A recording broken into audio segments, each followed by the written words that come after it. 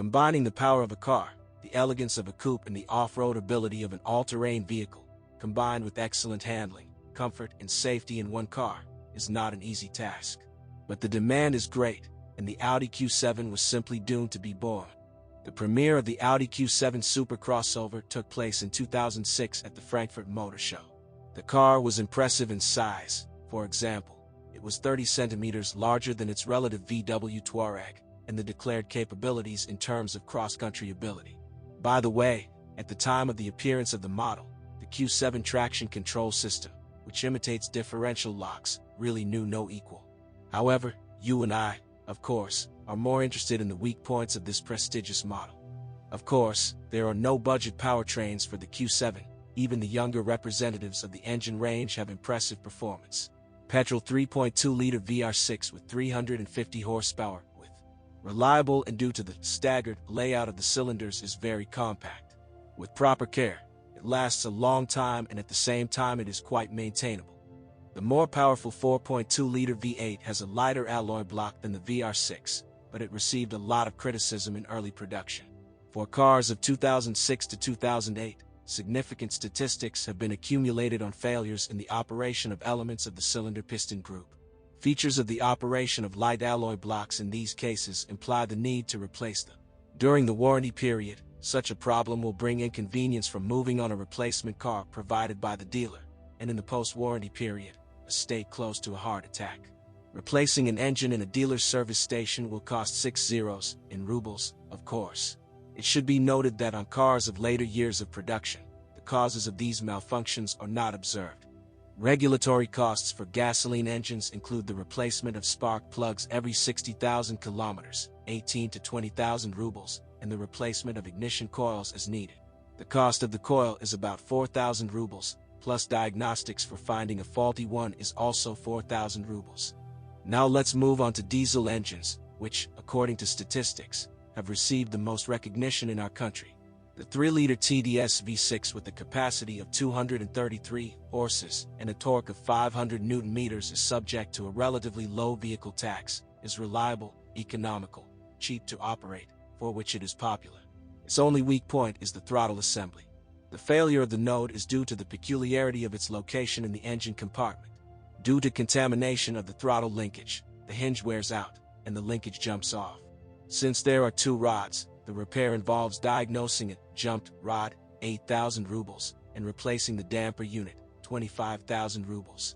The electric throttle drive may also fail, which leads to a decrease in dynamics at high speeds and, of course, to the appearance of the check engine indicator on the dashboard. Repair costs are similar to the case with rods. The next-in-line diesel 4.2-liter 350 horsepower V8 is also quite reliable. Maintenance work on diesel engines includes the replacement of the fuel filter every 30,000 kilometers, which is 2,500 rubles. For work and 5,500 rubles. For the filter itself. As for the expensive particulate filter, although there is no regulation for its replacement at all, in isolated cases the need for it still arises. This is always due to a combination of 2 factors: refueling with low-quality fuel and operation only in the urban cycle, in which the car cannot carry out the regeneration procedure. The cost of the filter is about 140,000 rubles. The work to replace it is 10 to 12,000 rubles. The most expensive version of the Audi Q7 with the 6-liter V12 diesel engine with a capacity of 500 horsepower and a torque of 1,000 Nm, which received the gentle nickname Spacious among the people, despite the high price and gluttonous disposition, is quite popular and numerous on our roads. True, it is completely incomprehensible where the owners realize their ambitions by acquiring such a heavy and high-speed vehicle. The biggest expense seems to be the endless amount of speeding tickets, since you only need to lightly step on the gas pedal to go beyond the rules. Operational features imply a more attentive attitude to the engine, expressed in more frequent scheduled replacement of filters. And the owners are trying to save the V12. Everyone is well aware that if this monster breaks down, it will be easier to buy a new car. However, you should not expect any special whims from the top-end engine. The key components are thought out and have an extended service life. True, this is reflected in the price of spare parts. For example, the cost of ceramic brake discs is 350,000 rubles a piece. In fairness, It should be noted that they are designed for 150,000 kilometers. As for the transmission, an adaptive 6 or 8-speed automatic transmission with manual shifting is offered in various trim levels. The operation of this node has no statistically significant complaints. Four-wheel drive is implemented traditionally for Audi through the Haldex clutch and is connected automatically, so quickly that the driver does not have time to feel anything. The traction control system mentioned above uses brakes to slow down a spinning wheel, which, coupled with powerful engines, can greatly accelerate the failure of pads and discs with frequent off-road use of the Q7. The aluminum multi-link suspension significantly reduces the vehicle's unsprung weight while surprisingly reliable. Numerous pits, potholes and potholes require at least 100,000 kilometers to cause at least some damage to it. And after 100,000, the only significant repair can be the replacement of the lower front suspension arms. For Russia, there is a special regulation for replacing these levers with cast iron ones.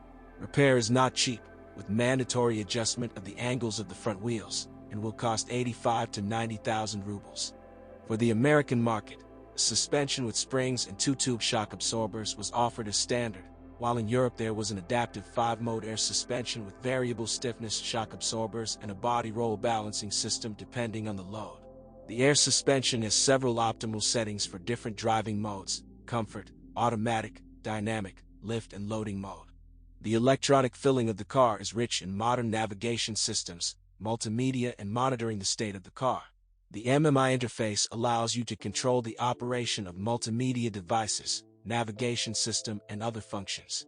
The trouble is that the control units of the system are located on the optical bus in series, and if one fails, the entire system is turned off. The cost of repair costs, depending on the cost of the faulty unit, from 20 to 70,000 rubles, plus diagnostics, from 8,000 rubles. The interior of the car is comfortable and spacious. Behind the three of us, even oversized passengers will feel comfortable. Armchairs of the second row have independent longitudinal adjustment. In some configurations, there is also a third row of seats, as usual, for children. The seats of the second and third rows fold down to form a flat luggage compartment floor with a volume of 2,000 liters. If the third row is removed or absent, then the trunk volume is 775 liters. In conclusion, we can only say that, despite the considerable price and significant operating costs, neither a test drive nor a trip as a passenger in an Audi Q7 will not leave you indifferent. You will want to own it. Yes, it's expensive, but it's worth the money.